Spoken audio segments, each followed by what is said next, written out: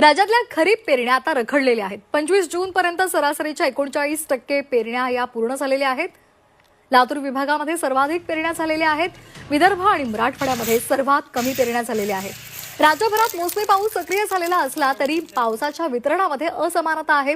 कुठे अति पाऊस होतोय तर कुठे अद्याप पाऊस झालेला नाहीये आणि त्यामुळे प्रामुख्याने विदर्भामध्ये पुरेसा पाऊस झाला नाही। त्यामुळे उर्वरित महाराष्ट्रामध्ये अति पावसामुळे खरीप पेरण्या रखडलेल्या आहेत। कृषी विभागाने दिलेल्या माहितीनुसार 25 जून पर्यंत सरासरीच्या 39% पेरण्या झालेल्या आहेत।